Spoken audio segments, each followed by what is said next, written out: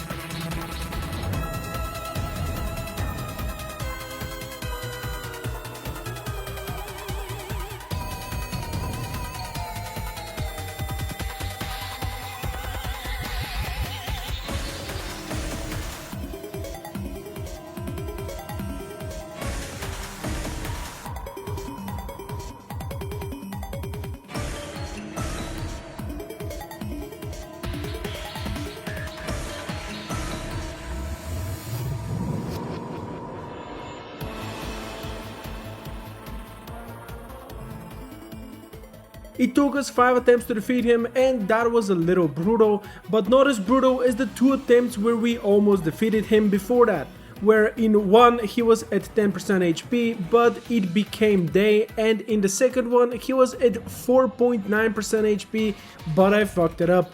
Safe to say I was quite angry when both of these happened. But with Skeletron defeated, we can now fight 2 Thorium bosses. We will start with the first one, who is probably my favorite boss in the whole mod. He's just very cool and gives us a very good accessory upon being defeated. So let's make our way to a marble biome, clear some space and kill this bizarre rock formation which summons the Buried Champion.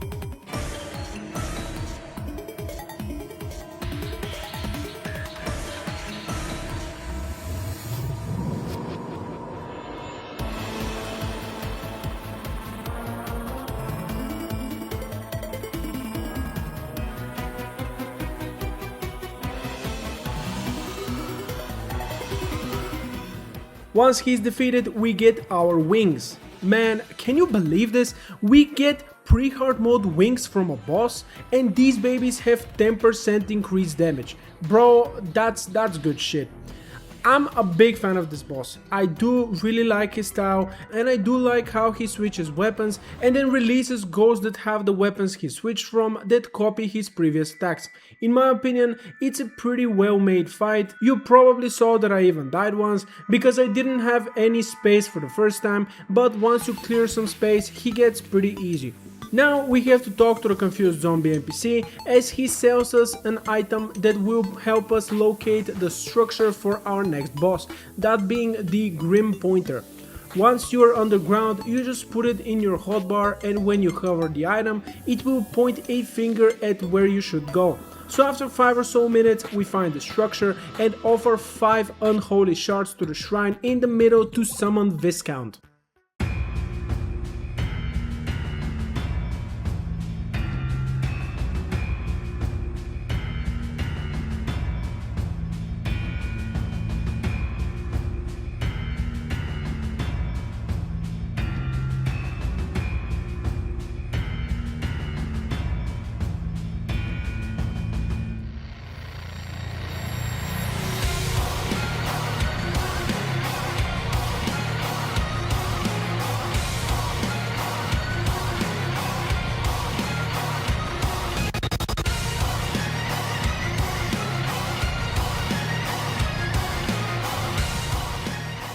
At one point you saw he turned me into stone.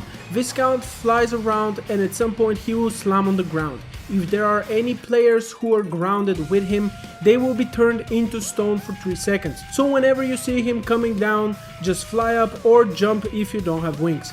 Other than that, his sonar mechanic is pretty cool in my opinion, but a very massive problem with this boss is that you can break his lair and make a massive arena which will completely cuck the little guy. But again, pretty cool boss, nice and simple mechanics. Now it's time to face the slime god, but before that we went through all of Hell's shadow chest for the Light's Lament. Unfortunately though, it would appear we got massively unlucky and it might have probably generated in a chest that would have been around the Profaned Garden or the Brimstone Cracks, but there are no chests there, as the structures had to be generated. So after going through all of hell and not finding it, we had to use the cheat sheet mod and get the weapon ourselves, as the only other option would have been to go in a different world and go through all of hell again, which seemed like a big waste of time when we can just get it like that and not waste so much. But I can see how some people might not like that, so for that I guess I apologize, but I am very lazy. But with all of that being said, it is time to face the God of Slime.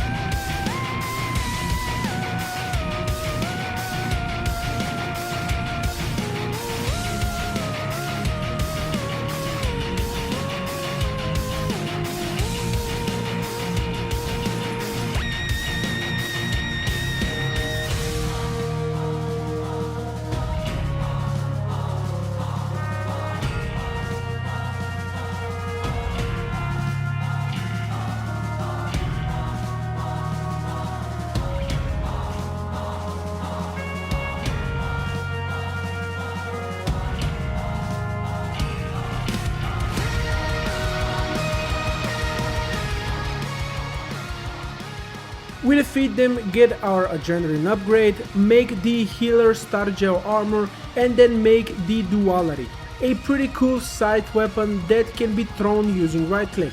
The range might not be insane, but it is still a good damage upgrade and will serve as our wall flash weapon. After getting these upgrades, we go to the snow biome, where it is time to take a little revenge on the snowy abomination that killed us 3 times prior to defeating Slime God. So let's use our deer thing to summon deer clubs.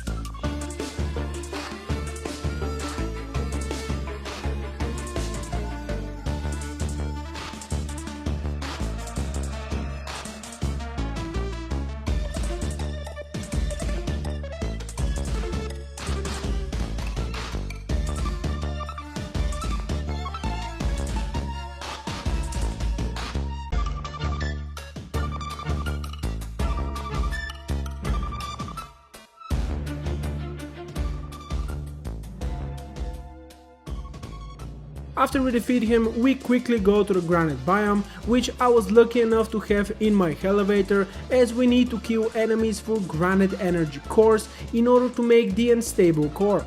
And now let us fight the granite energy storm.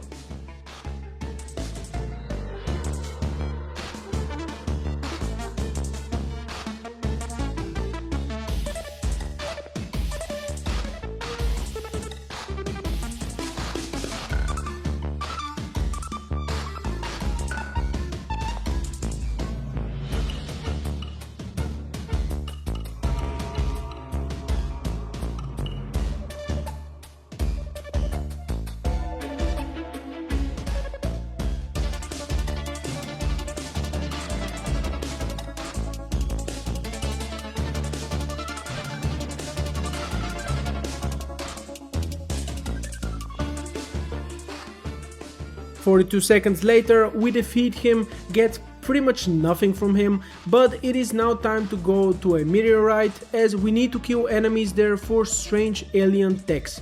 And once we have enough, go back home to make the star collar. After which we head to space and use it to code the star scouter.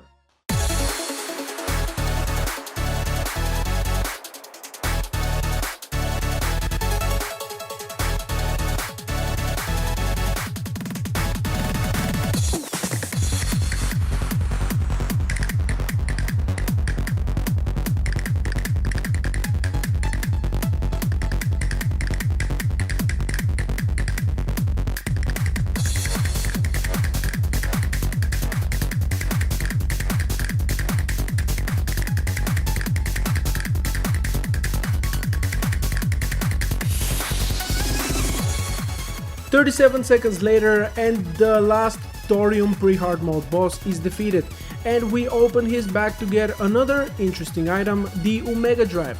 This is a pet that deals damage. The damage is pretty much nothing, as well as the range, but it is quite cool if I'm gonna be honest.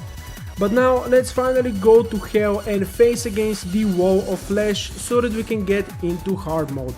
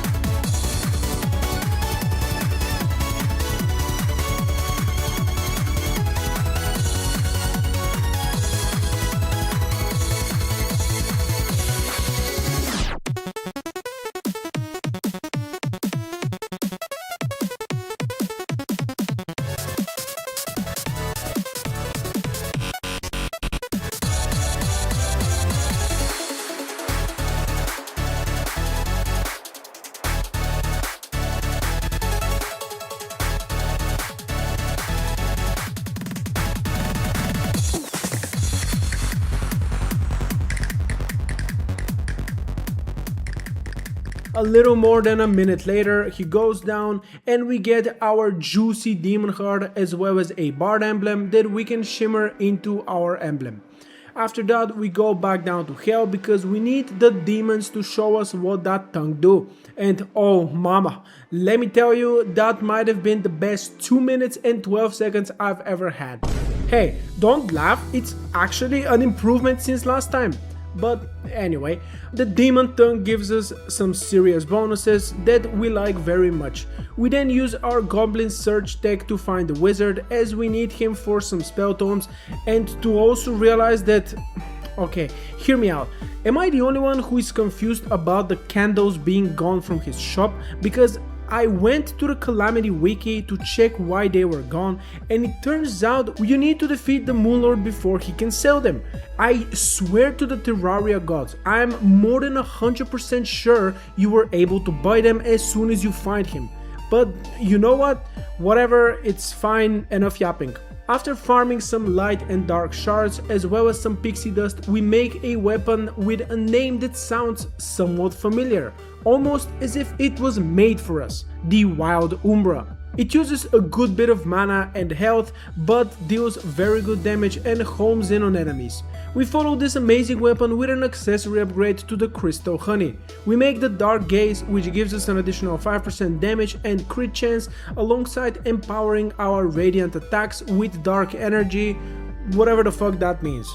But wait, there is more. You know how in Calamity you have a ton of accessories that do not work with one another and some that straight up say doesn't work with downgrades? Well, boys and girls, we aren't playing mainly Calamity, so we can do almost whatever we want, which means that it is time to build another Crystal Honey, as this accessory is still bussin' and we as friendless healers don't have a lot of other options either way. We then summon a Blood Moon as our Spiritualist NPC sells us one of the best armors right after entering hard mode, that being the Warwalk armor.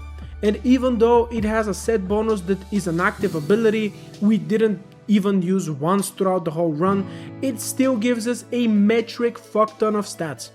We also made 2 more weapons that I ended up using very poorly, but can technically increase your damage as long as you're using them correctly, those being the Heavenly Cloud Scepter, which is just a Nimbus cloud that does radiant damage, and the Midnight Staff, which is just a purple circle around our cursor that deals some damage.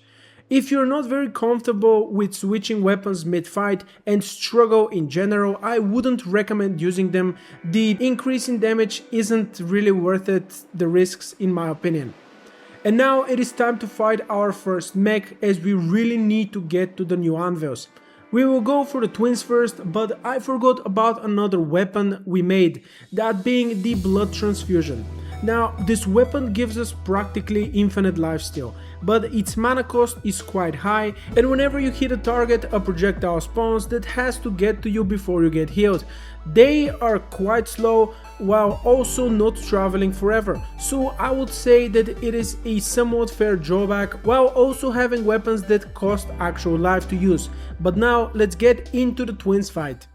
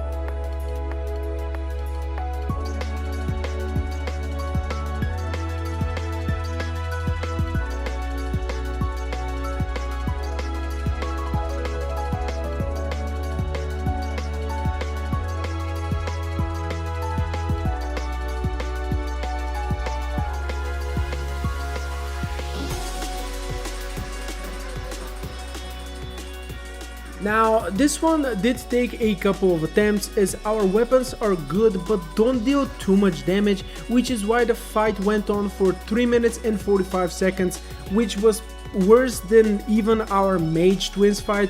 But worry not, my children, as we're about to ascend, because with the first mech defeated we can make our new anvil and also mine the ore in the brimstone cracks to make unholy cores with which we can make our new weapon, the Slag Fury's Intent. So this weapon also requires HP to use and it fires quite quickly, which really drains us, but the damage is juicy to say the least. But why am I out here yapping aimlessly when I can just show you? Before I show you though, let's quickly buy our alcohols. We will of course go for moonshine and we will be again buying the Starbeam Rye as most of our weapons require mana. Now this should mean that we will deal less damage, right?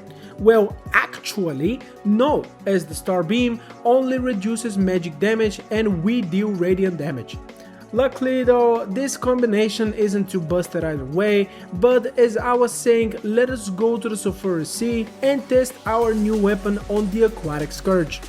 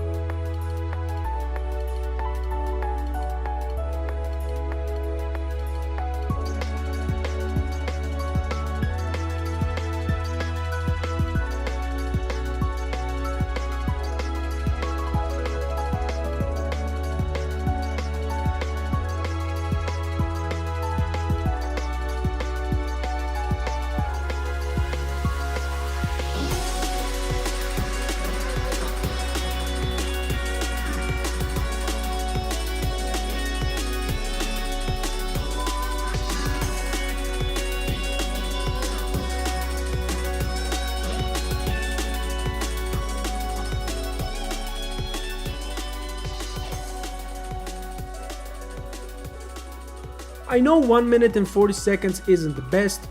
Back then a combination of the Inferno Cutter and the Slag Splitter would have shredded him in less than 15 seconds. But this is still quite good, especially considering my usage of the blood transfusion. I was still very scared throughout more than half of the fight, which is why I was using it so much, but now get an equally good, if not even better damage dealing weapon, but it does have a much lower range, the Cotton Mouth. If I have to summarize the healer class, it's pretty much playing through melee, but much squishier as you have probably less than half of the defensive melee, and half of your good weapons require HP and mana, which for the later weapons will be quite a little bit, as you will see. Now how about we quickly test the Cottonmouth on the Destroyer.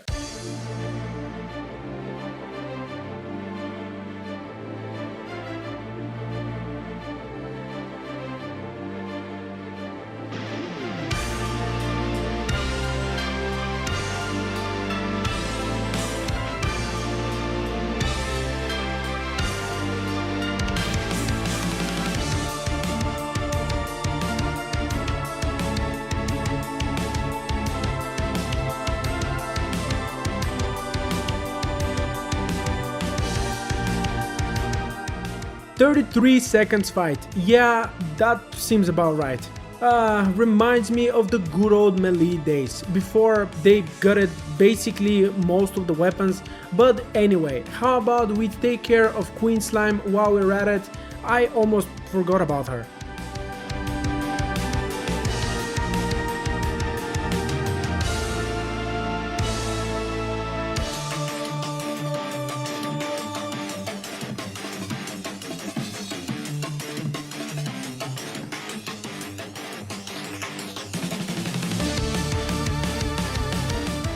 Man, 19 seconds, just how I like it.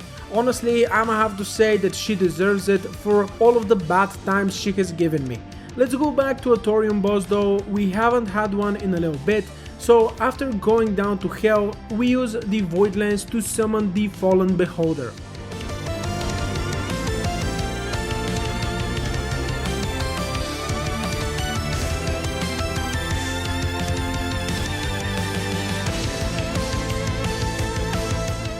Who dies in 12 seconds. I feel like if my aim was better, I probably could have gotten a sub 10 seconds kill, but let's not do that because at this point this just feels like bullying.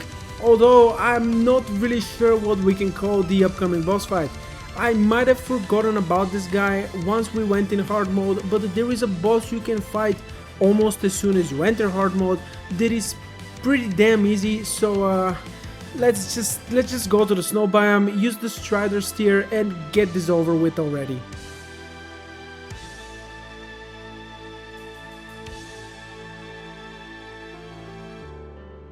Oh my god, okay, 8 seconds, the poor little guy, man, goddamn. At least we will now have a boss I will have absolutely no problems bullying to the moon and back.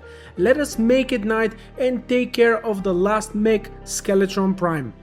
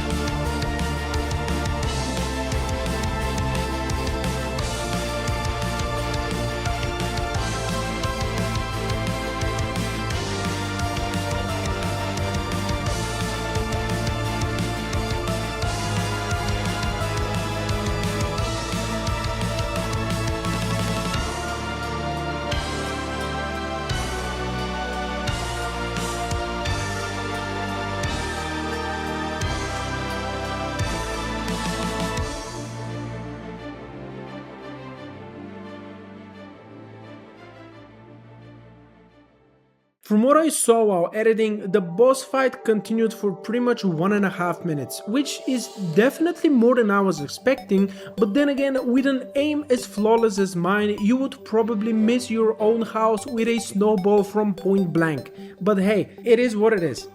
But boys and girls, it is time to end today's episode. I'ma have to say, I am very much enjoying this class. Is it true that some things are busted about it?